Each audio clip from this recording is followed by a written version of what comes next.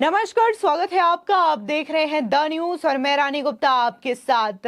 लगातार नागरिकता संशोधन कानून जब से केंद्र सरकार की ओर से लागू किया गया है, इसको लेकर के देश भर में विपक्षी पार्टियों को लेकर के बयानबाजी का सिलसिला जारी है। अभी हाल ही में एक बार फिर से जम्मू कश्मीर की लीडर महबूबा मुफ्ती ने सीए को लेकर के बयान दिया है। उन्होंने साफ तौर से भड़काऊ बयान देते हुए ये कहा है कि जो लोग हैं वो बीजेपी के स्ट्रैप में ना फंसे। तो वहीं दूसरी ओर नागरिकता संशोधन कानून के खिलाफ भारत में तो तमाम विपक्षी पार्टियों का जो आलोचना है, जो प्रतिक्रिया है, वो देखने को तो मिल ही रही है। लेकिन इन सब के बीच में पाकिस्तान और अमेरिका ने भी इस मामले को लेकर के प्रतिक्रिया दे दी है। बता दें कि पाकिस्तान ने सीए को लागू करना भारत को हिंदू राष्ट्र में बदलने का एजेंडा करार दिया है। तो वहीं दूसरी ओर अमेरिका ने भी इस पर चिंता जाहिर की है और अमेरिका लोकतंत्र पर ज्ञान देना शुरू कर चुका है।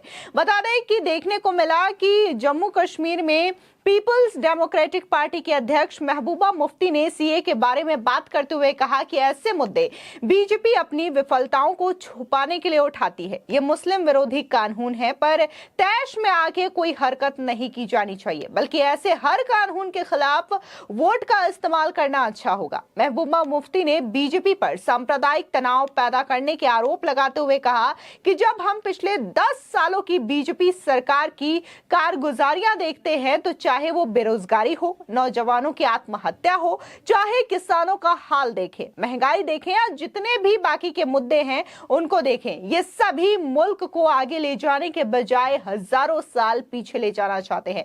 तमाम विफलताओं से ध्यान हटाने के लिए बीजेपी इन मुद्दों का सहारा लेती है। एक बार सुनिए कि आखिर महबूबा मुफ्ती सीए को लेकर के क्या कह रही हैं। देखा उन्होंने कि किसी तरीके से जो हमारी जो मुसलमान भाई हैं वो सड़कों पे नहीं आ रहे हैं जिस तरह से ये चाहते थे कि वो आए और फसादात हो जाएं।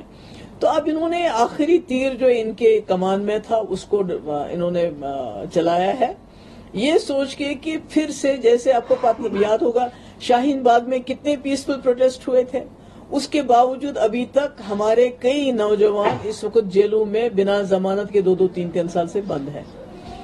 तो ऐसे में मुझे लगता है कि मैं तो अपील ही कर सकती हूँ तमाम जो हमारे हिंदू भाई बहन हैं और खासकर जो मुसलमान हैं कि इनके इस जाल में फंसना नहीं है। हमें अभी सड़कों पे आने की जरूरत नहीं है। हमारे जो इस कम्युनिटी के जो सीनियर लोग हैं वो अदालत में गए हैं और खुशी की बात यह है कि पिछले कुछ देर से जो सुप्रीम कोर्ट के जो फैसले भी आ रहे हैं वो भी किसी हद तक लोगों के हक में आ रहे हैं, आवाम के हक में आ रहे हैं। तो इस वक्त मौका है वोट से जवाब देने का। अपना वोट सही तरीके से इस्तेमाल कर लीजिए ताकि कल को अगर आप आवाज भी उठाएं किसी कानून के खिलाफ तो आपको दंगे, जैसे दिल्ली में दंगे कराए गए, फिर उसमें उन्हीं को जेल में डाला गया जो विक्टिम्स थे। तो कोई वोट का, मेरे ख्याल में इस मुल्क की सबसे खूबसूरत चीज तो जमहूरियत है जिसको ये खत्म कर रहे हैं। सबसे खूबसूरत चीज हमारा आईन है जिसको ये सबवर्ट कर रहे हैं। नहीं तो आप मजहब के नाम पे कोई कानून नहीं बना सकते और सीए बिल्कुल मुस्लिम्स को टारगेट करने वाला कानून है। तो मेरी मोतबाना गुजारिश है तमाम लोगों से, खासकर मुसलमानों से, खुदा के लिए इनके जाल में मत फंसिए, अपने वोट का सही इस्तेमाल कर लीजिए और उसके बाद कानूनी तरीके से इस लड़ाई को लड़ने की जरूरत है। अभी खुदा ना खास्ता गुस्से में, तेज में आके कोई हरकत नहीं करें। Thank you. Ma'am, what is your take on Prime Minister has proposed a railway line towards the Shopian where they have been protesting the residents? देखिए, मैं समझती हूँ, मैंने आज बताया भी है ऐसा कि जम्मू कश्मीर बिलखुसूस कश्मीर वादी ये बहुत फ्रेजाइल है, इसका जो इकोसिस्टम है बहुत फ्रेजाइल है और हमारी जो इकोनॉमी है वो ज्यादातर हमारी जो फ्रूट इंडस्ट्री है एग्रीकल्चर पे डिपेंड करती है। तो बिना सोचे समझे अगर आप हर गांव के बीच में से रेलवे लाइन को लेंगे, उसमें हजारों लाखों पेड़ हमारे कटेंगे जो हमारी बैकबोन है हमारी इसकी इकोनॉमी की। तो ये इस तरह से नहीं किया जाना चाहिए, इसमें एक्सपर्ट्स को लाना चाहिए। रेलवे बनाना ठीक है मगर गांव-गांव में से उसको निकालना, फिर फ्रूट के पेड़ काट देना, नुकसान पहुंचाना और यहाँ की एनवायरनमेंट के ऊपर इसका क्या असर होगा उसको देखने की जरूरत। उसके बगैर कोई भी कदम नहीं उठाया जाना चाहिए। रामबन बानीहाल में भी बहुत सारे हाउसेज हैं, उनमें क्रैक्स पड़ गए, एक स्कूल भी इम्पैक्ट हो गया वहाँ पे। करीब वही तो मैं कह रही हूँ कि कहीं इम्पैक्ट देखना चाहिए, वो देखना चाहिए। और खुदा ना खास्ता हमारी हालत जो उत्तराखंड और जो ऐसी जगह हैं जहाँ ये सड़कें बनाई इन्होंने, जो भी तीर्थ स्थान है वहां तक पूरी सड़कें बनाई और पेड़ हजारों की तादाद में काटे। अब आपने देखा हर साल वहां किस तरह फ्लड्स आते हैं, किस तरह सैलाब आते हैं और सब बहा के ले जाते हैं। तो कश्मीर तो उससे भी ज्यादा नाजुक है। तो मैं समझती हूँ इस किस्म के रेलवे लाइन को आंख बंद करके इस तरह से नहीं एक्सटेंड करना चाहिए। उसमें पहले देखना चाहिए कि इसका एनवायरनमेंट पे क्या इम्पैक्ट होगा और जो हमारे बागात है उसमें हमें नुकसान नहीं होना चाहिए, वो हम बर्दाश्त नहीं करेंगे। वहीं दूसरी ओर देखने को मिल रहा है कि विदेशों से भी प्रतिक्रियाएं आना शुरू हो चुकी है। बता दें कि पाकिस्तानी विदेश मंत्रालय की प्रवक्ता मुमताज जहरा बलोच ने इसको लेकर के जहर उगला है। उन्होंने कहा है कि सीए कानून का लागू होना हिंदू फासीवादी देश का भेदभाव पूर्ण कदम है।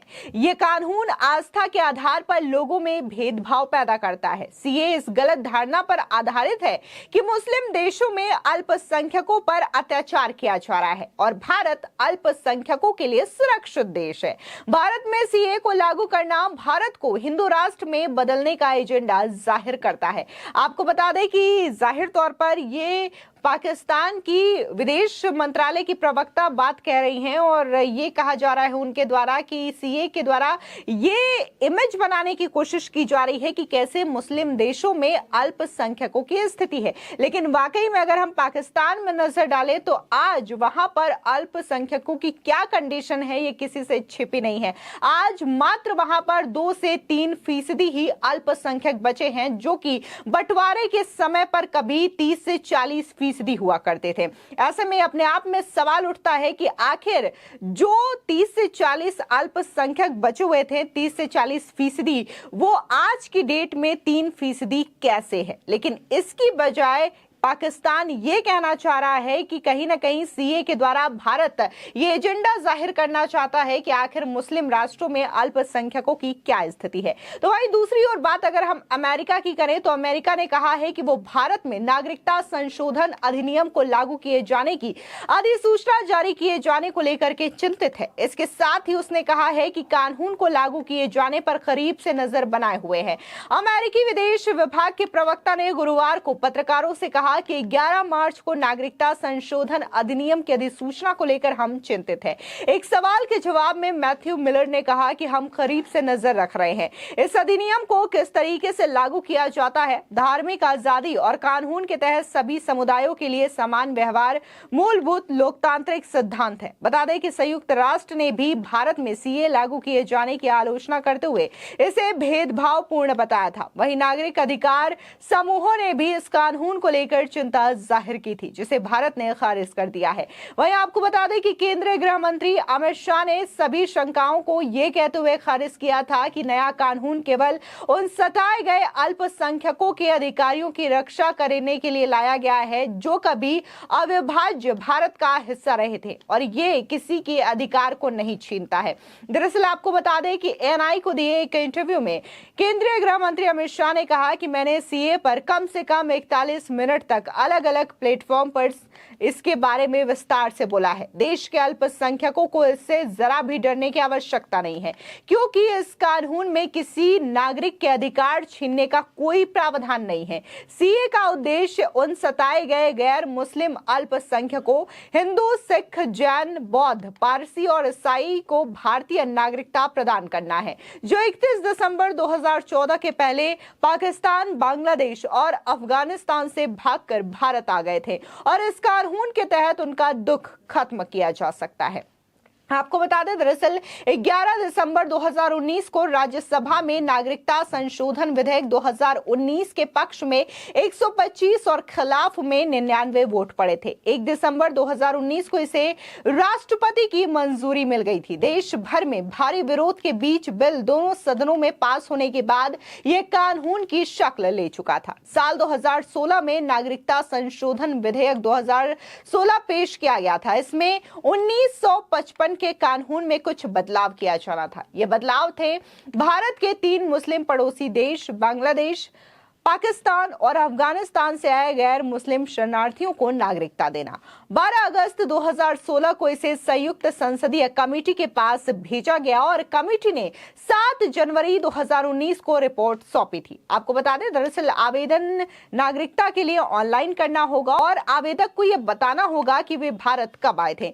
पासपोर्ट या किसी अन्य यात्रा दस्तावेज ना होने पर भी आवेदन आप कर पाएंगे। इसके तहत भारत में रहने की अवधि 5 साल से अधिक रखी गई है। बाकी विदेशियों के लिए यह अवधि 11 साल से अधिक है। फिलहाल इस पूरे मामले को लेकर के आपकी क्या राय है, हमारे कमेंट सेक्शन में जरूर बताएं। धन्यवाद।